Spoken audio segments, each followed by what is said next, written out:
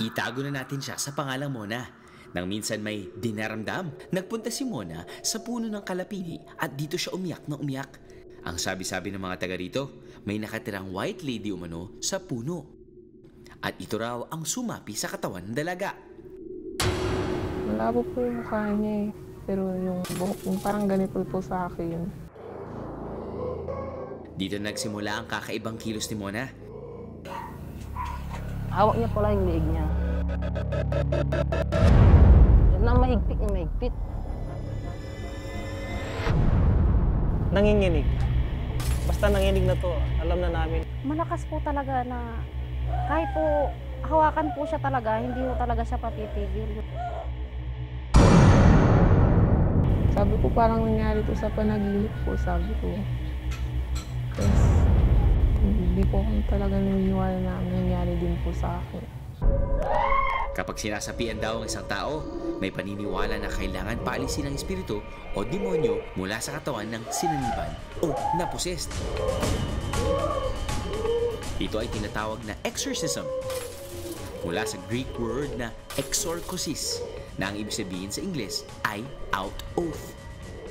Di lang sa tao raw pwedeng gawin na exorcism dahil sa bagay o lugar, pwede rin.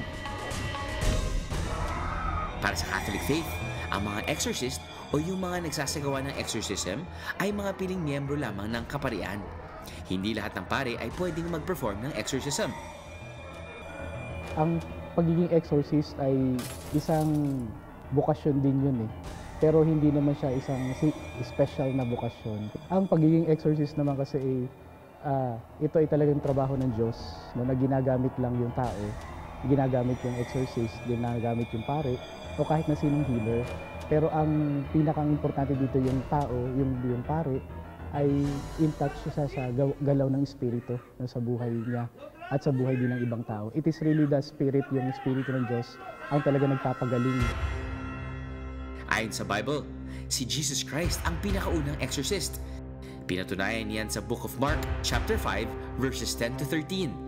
Ang sabi, at paulit-ulit na nagmamakaawa ang masamang espiritu kay Jesus na huwag silang palayasin sa lupain yun. Sa di kalayuan, may malaking kawan ng mga baboy na nanginginain sa gilid ng burol. Nagmamakaawa ang masasamang espiritu na kung maaari ay payagan silang pumasok sa mga baboy. Kaya pinayagan sila ni Jesus. Lumabas ang masasamang espiritu sa lalaki at pumasok sa mga baboy. Nagtakbuhan ng may 2,000 baboy pababa ng burol. Nagtuloy-tuloy sa lawa at nalulod. Matagal ang pagsasagawa ng exorcism process. Minsan, umaabot ito ng maraming taon.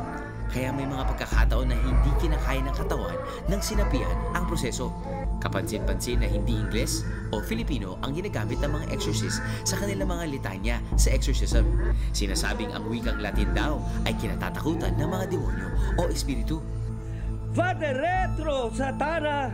Yung Latin is yan ang official na language ng simbahan. No? Lahat ng official na communication ng simbahan ay nakasulat yan sa Latin. Napaka-importante rin na maintindihan natin na it's not really only about the Latin o yung lengguwahe na ginagamit because the power, yung kapangyarihan talaga na kung saan nagmumula yung lakas ng panalangin ay sa grasya talaga ng Diyos. Pero hindi raw lahat ng tao, lugar o bagay na sinabing na-possessed ay kinakailangan ng exorcism.